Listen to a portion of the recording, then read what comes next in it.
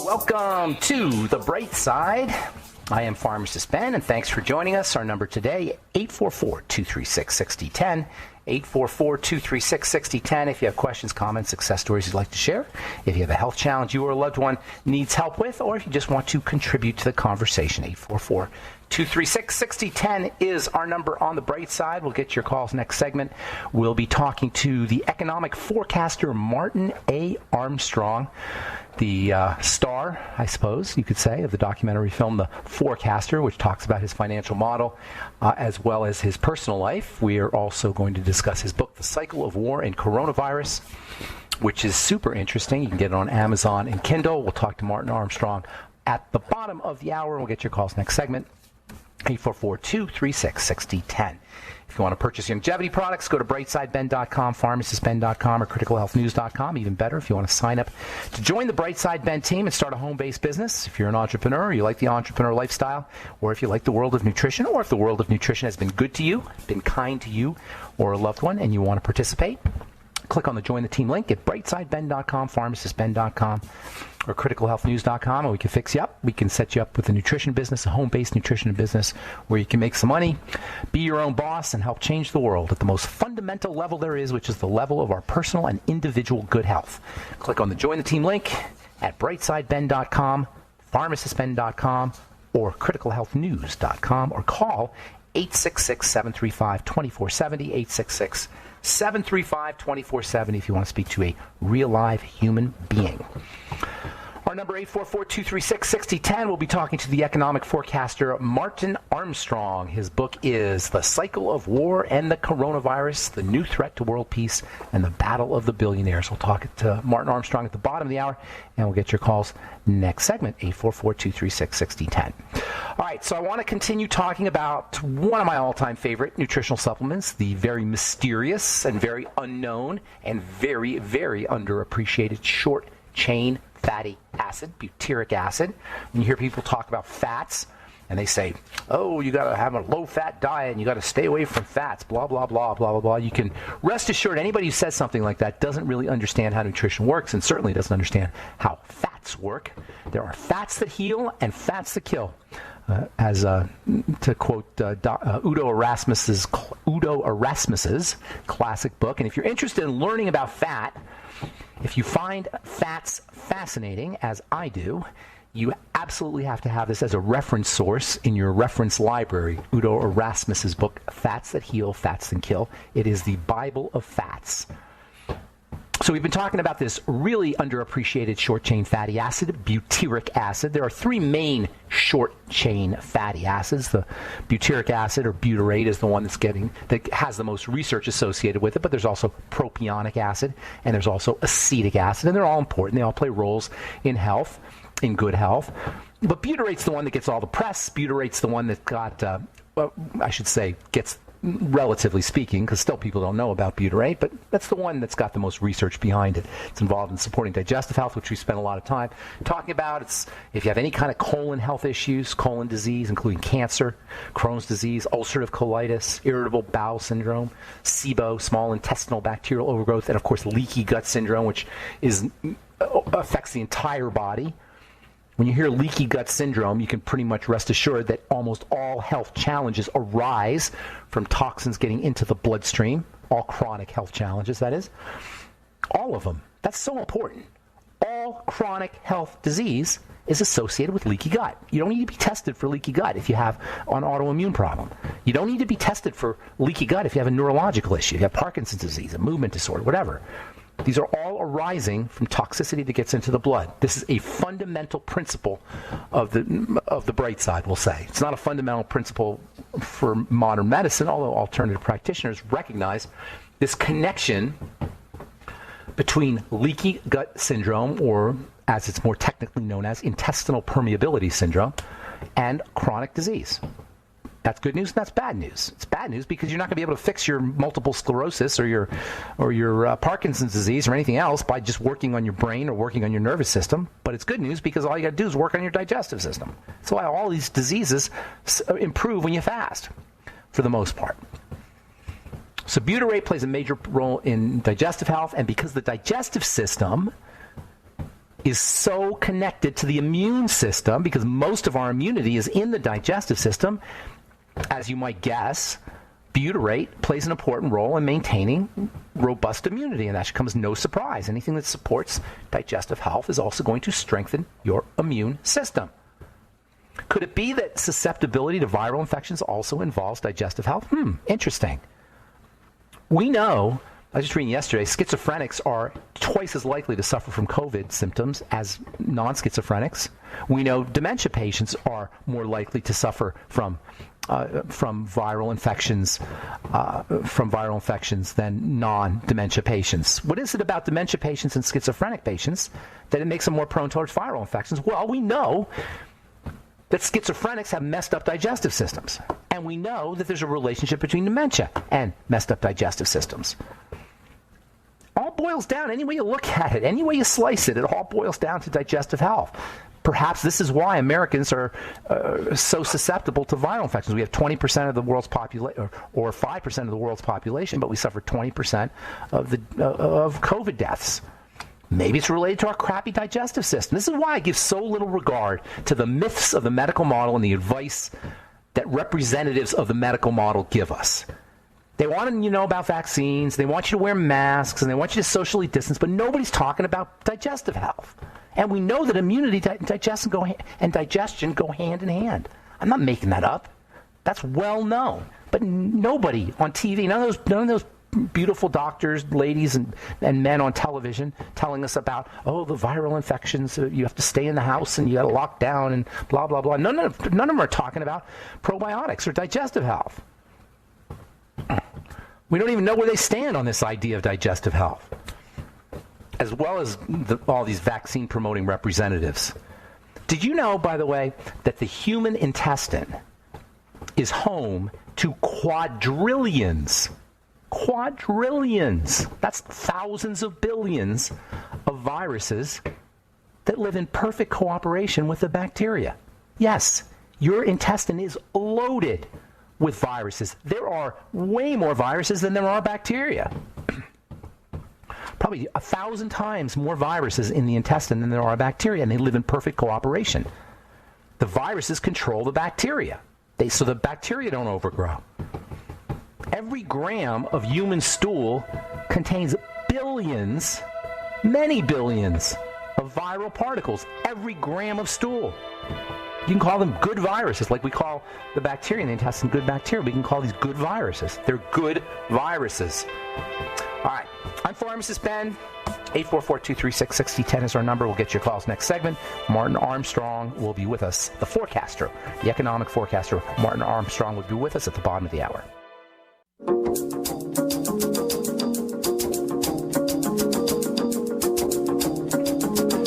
We're back on the bright side. 844-236-6010 is our number, and all our lines are open. If you haven't been able to get on before, now's a golden opportunity. We'll talk to Martin Armstrong at the bottom of the hour. Martin is an absolute legend in the world of economic forecasting, and his book, The Cycle of War and the Coronavirus, the New Threat to World Peace and Battle of the Billionaires, is also set to be a classic. We'll talk to Martin Armstrong at the bottom of the hour, and we'll get your calls. If we have calls this segment, 844-236-6010. All right, so we have been talking about butyrate in the digestive system, but anything that helps the digestive system is also going to be helpful and important for the immune system. The immune system and the digestive system go hand in hand. This, in my opinion, is the missing link in how we take care of ourselves and in human health. In terms of human health, the medical model misses this. In fact, many of the drugs that we take have a negative effect, have a harmful effect on the digestive system. And this is one of the problems associated with prescription medication. No matter what your health challenge is, you are going to feel better if you work on your food and you work on digestive health. I know this kind of borders on alternative health woo-woo, but it's not. It's hardcore science. Once things leak into the bloodstream through the digestive tract, we are off to the disease races. I noticed this when probably about 10 years into my pharmacy practice, I started to notice that almost everyone who had a chronic disease also had some kind of digestive health challenge. That's how I came up with the concept of the triangle of disease. And the triangle of disease is the 3 points of bodily breakdown that lead to all chronic degenerative disease, the digestive system, the blood sugar system, and what I call the adrenal thyroid complex. But really, the triangle of disease can be thought of as a line of disease, and that is the digestive system and the blood sugar system. And even the line of disease can be thought of as the point of disease, which is the digestive system. If you want to work on one thing, work on your digestive system. If you want to work on two things, work on your blood sugar system and your digestive system. Of course, blood sugar is related to food, so any way you slice it, folks, it boils down to the digestive system. Work on your food. This is why I give so little regard to what I hear from the medical model. I'm not ripping on doctors, by the way. I'm ripping on the medical model, the paradigm that says you can medicate yourself back to good health. You cannot medicate yourself back to good health. The body is not it's not made of parts as much as it's a whole. You can't, just like you can't take a transistor and a capacitor and an electrical system and a dial and all the parts of a radio and throw them on your table and have it turn into a radio. A radio is much more than its parts. There's a holistic nature to the radio. It's how all the parts are interacting. The medical model does not recognize this. The medical model doesn't recognize that the body is more than the sum of its parts. And you can't just willy-nilly target a part. You have to work on the entire body. And because the digestive system is what fuels and feeds the entire body, because what goes in the digestive system is distributed through the entire body. What goes in the digestive system is distributed through the entire body, either out the other end via elimination or into the body itself through the circulatory system. The digestive system represents the core of it all. And of course, you do have to work on your emotions. You got to work on the mental side of things, mental and emotional going together. I was just reading yesterday how I forgot the guy's name. Some psychiatrist came up with the concept of ideation. He said the mind and the emotions are linked, and mind-emotion can be thought of as ideation. And I agree with that. And you have to work on ideation. You have to work on spirituality. You have to breathe. You have to exercise. You have to move your body. You have to rest, and you have to relax. But nothing trumps digestive health. The human intestine is a cooperative ecosystem made up of bacteria, made up of viruses, and made up of human cells, all interacting with each other. And this comes as a shock to a lot of folks. We have good viruses, like we have good bacteria. And the focus that the medical model places on the relatively few viruses that cause health issues, as well as the relatively few bacteria that cause health issues, is an example of how short-sighted and how simple-minded even the most intelligent among us can be. Doctors are not stupid people, but they're bought into the model for the most part. Not all of them, but for the most part, they're bought into the model. Certainly the ones that get all the publicity, the ones on TV, the ones in the news. The mainstream ones who are spouting the mainstream pharmacomedical theories and concepts are shockingly short-sighted and simple-minded. Unless they know better, and I'm not, then it's nefarious, but we'll say they're just simple-minded. Well, I was talking to a guy today, he told me his doctor told him that he shouldn't take vitamin E when he was having surgery because vitamin E thins the blood. This is a classic example of the simple-mindedness of the medical model. They'll tell you that vitamin K and vitamin E and even vitamin A should not be taken when you have surgery. Why? Because vitamin A affects the liver, vitamin K affects blood clotting, vitamin E will thin your blood, blah, blah, blah, blah, blah, blah. That's not how vitamins work, people. They're not going to affect your body like a drug. They're going to help your body. Nutrition helps the body. It doesn't work like a drug. A couple days ago, I read how the headline on MedPage Today: vitamin D flops for helping with the immune system. That's what they use. They use the word flops.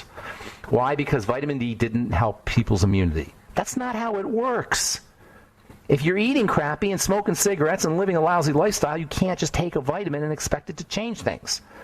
Now, if you're deficient in a vitamin, it might make a difference if you're suffering from a deficiency disease. But you got to work on the entire system. Vitamins and nutrients don't work like drugs. They work by supporting the body, by supporting the system. In any case, we know that addressing the health of the digestive system is a critical aspect of overall health and immunity, and this is why butyrate is so darn important. Remember, the best source of butyrate is dairy.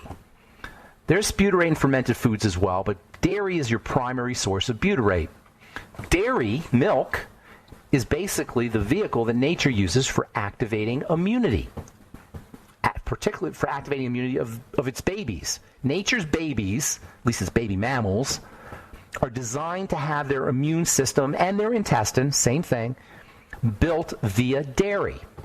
Mammals comes from the word mammary. In dairy, you have molecules that build the immunity of the baby mammal's intestine. Mammals are born early. In a sense, they're not fully developed. Reptiles are fully developed. An alligator or crocodile comes out of the egg and it's fully developed.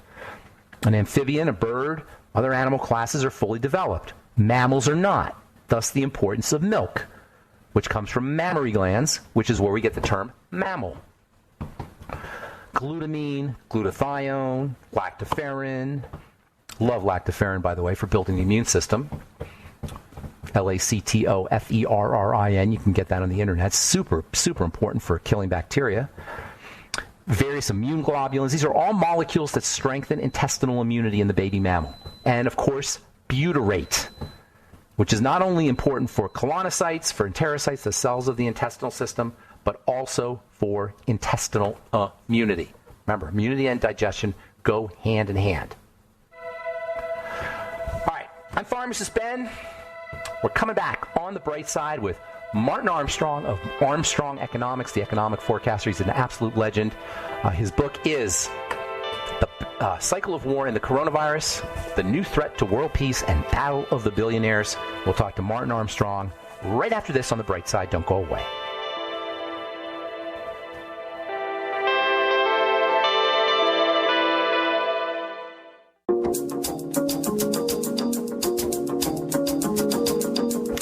Okay, we are back on the bright side. I'm Pharmacist Ben. We're on the air Monday through Friday, 8 to 9 Pacific and 10 to 11 Central Time, and 24/7 on the archive page at benfuchsarchives.com, also brightsideben.com. You can purchase longevity products at brightsideben.com and pharmacistben.com and criticalhealthnews.com. We've got blog posts, news stories, the longevity products, as well as a Join the Team link that you can click on if you want to start a longevity business.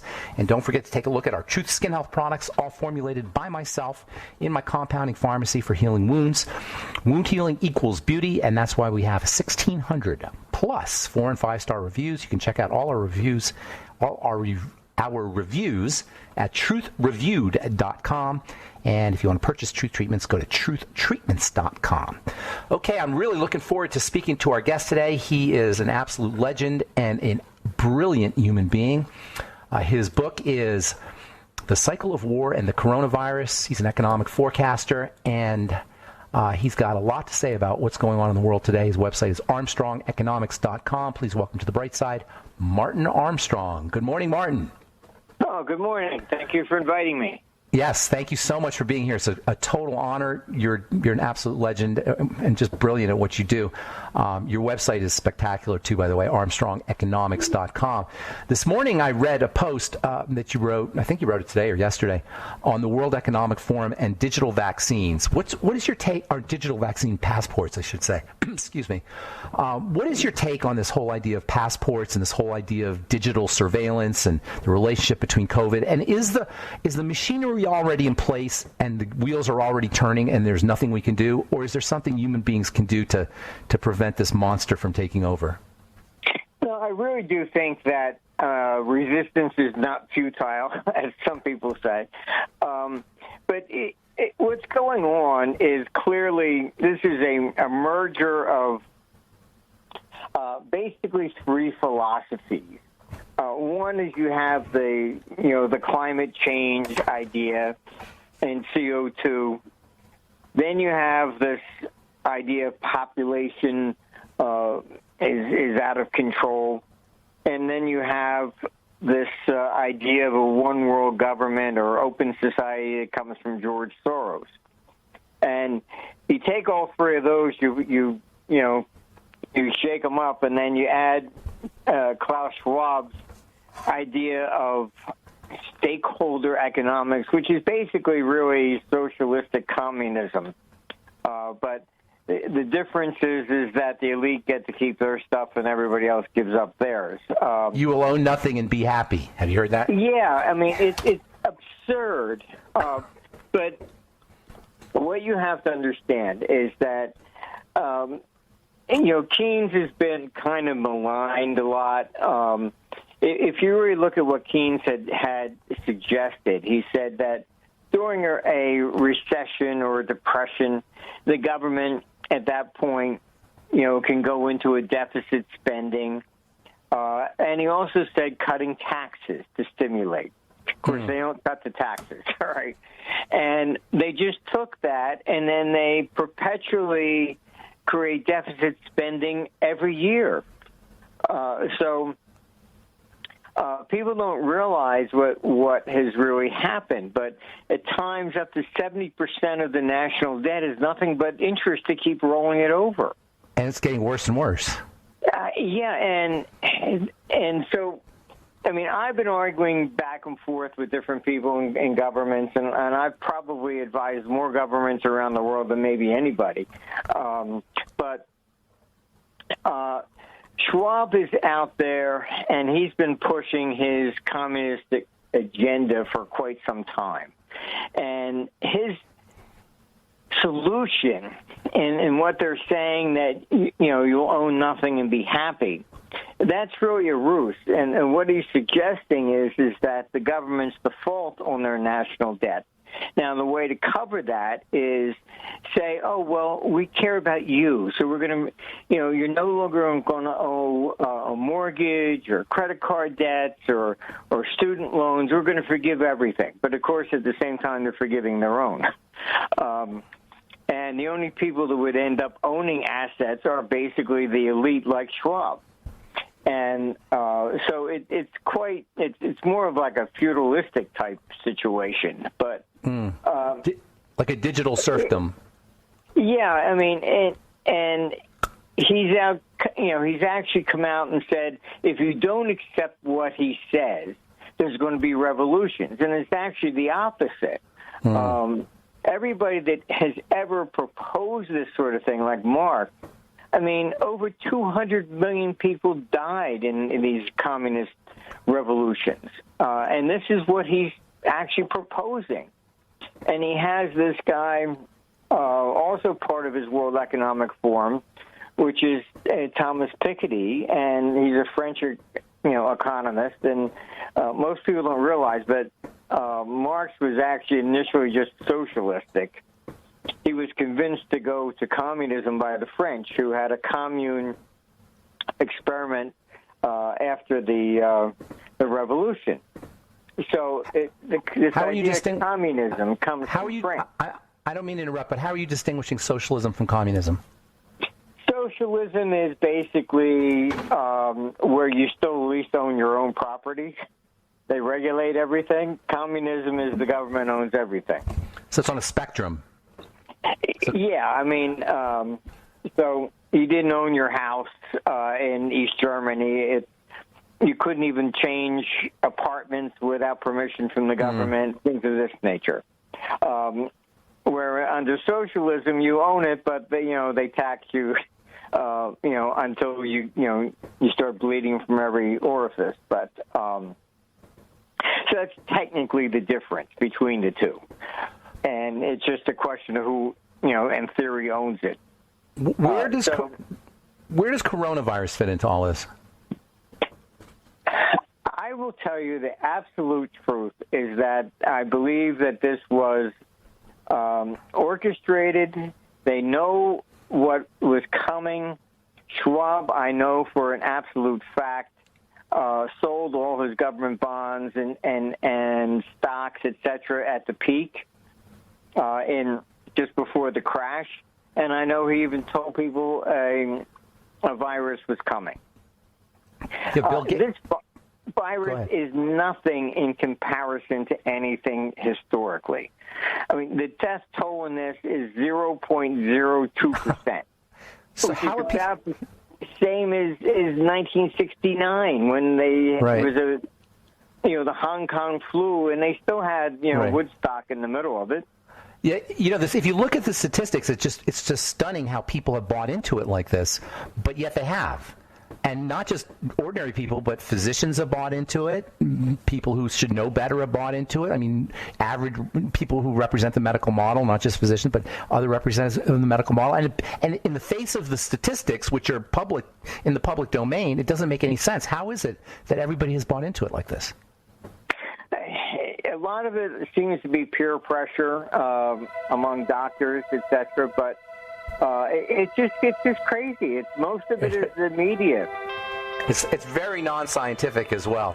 But your title, I want to talk about your book because the title is very, very interesting. The Cycle of War and the Coronavirus. I want to discuss that when we come back from our break. What you mean by the cycle of war and the coronavirus? We got Martin Armstrong with us, the forecaster. His book, his website, ArmstrongEconomics.com. The book, The Cycle of War and the Coronavirus. We'll be back after this. The following is a paid announcement.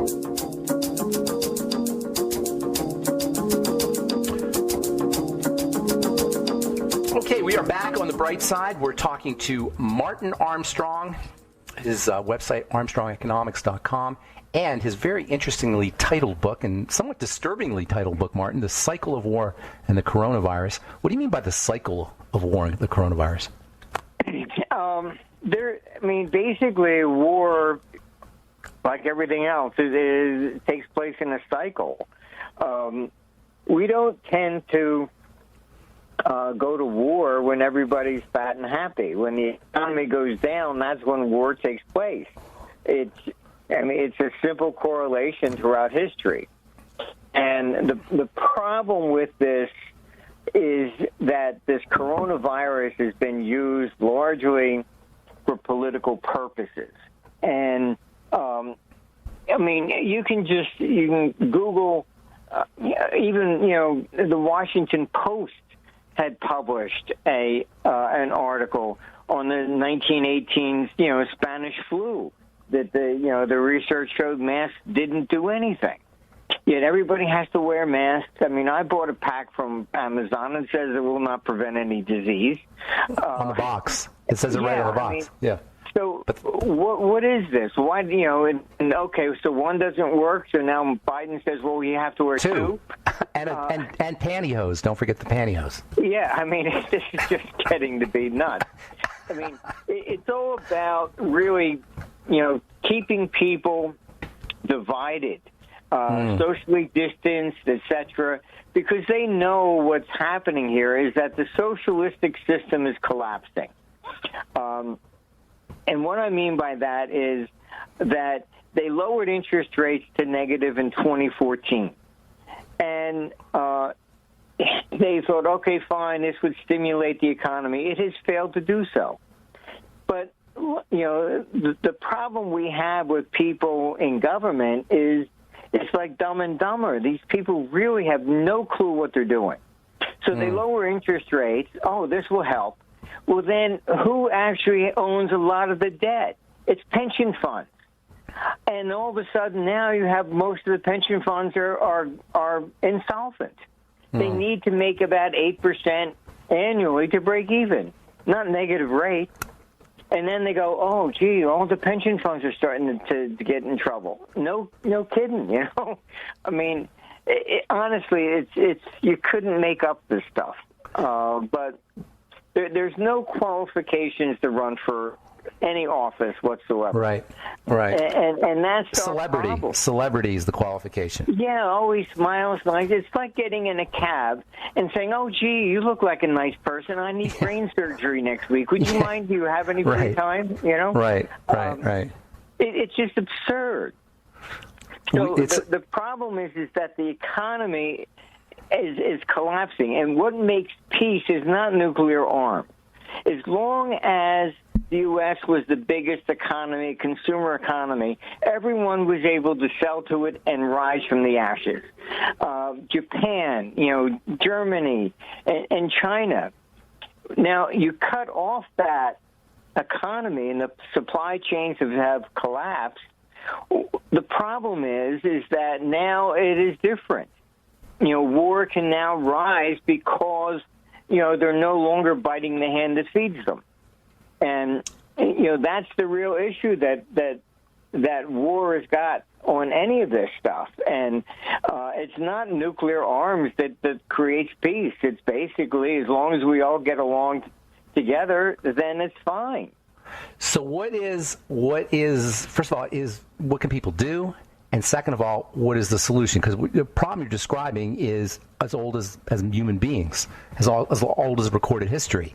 So how can individuals make a difference, number one? And then what is the solution to this literally age-old problem?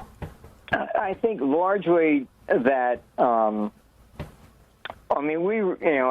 it almost requires a revolution, because it seems to be the only thing that actually, it's a control, alt, delete, and reset things. You take the current problem, all right? So Biden wins, and the majority is 50.4%. That's it, all right? It takes even, the vice president to break a tie, because the Senate's 50-50. Right. So they have a majority, all right? Yet 50.4%, and he can change absolutely everything in the country. That's wrong. All right? It should be, in my opinion, like the same thing as to impeach a president, 2/3 majority to change the tax code or anything of that significance. It's absurd. And we don't live in a democracy. People, this is just another fallacy. Democracy is where you actually vote on issues, as in Switzerland, for example. We have a republic. And representatives. And that's it. Biden can stand up and say, oh, yes, I'm for this, and then he gets in office and does exactly the opposite. Right. There's no controls to make them do whatever they promised that they were going to do. And that's why politics has gotten to be so bad. If you look at it, even a used car salesman on the Gallup polls is now, ranked higher than a congressman. It's just pathetic. When you say revolution, what does that look like? It's hard to say. There have been bloodless revolutions, like, for example, Yeltsin stood on the tanks and said, don't fire on our people, and they didn't, and the government fell. And other times it's like the French Revolution or the American Revolution, you actually got to pick up guns and fight. They've been both types over the years. But the problem with these kinds of revolutions... 2022 is going to be a very, very significant year politically around the world, not just in the United States. But you have so many of these world leaders that are just, following whatever Schwab says. You had Trudeau in Canada saying, oh, yes, we've agreed to this Agenda 2030. Nobody has agreed to this. All right? This question has never been presented to the people. All right? It's kind of like, really having to deal with online stuff. Click OK to continue. You have no choice.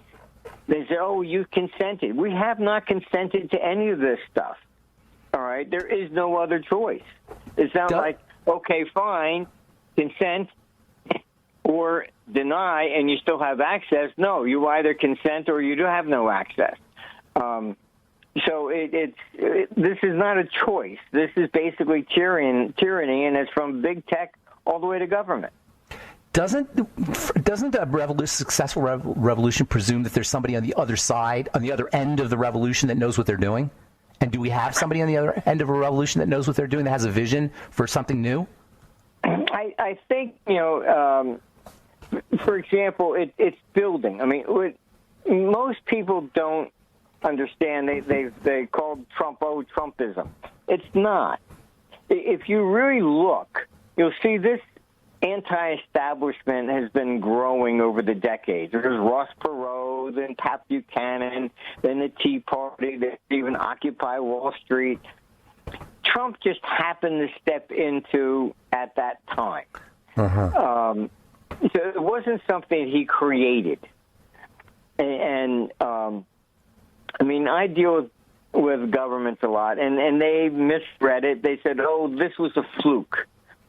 And the people didn't know what they were voting for. That's why they never liked Trump, because they they don't like anybody who's from the outside. And they always want somebody who's one of them, the way they look at it. Had to serve in Congress or the Senate. Even when Ronald Reagan was elected, I mean, down in Washington, I was told, oh, well, he's a governor. He's not one of us. We'll have to train him. This is what they were saying. They don't regard anybody other than somebody from the swamp, as they really, in Washington, as qualified. And they don't care if it's Republican or Democrat.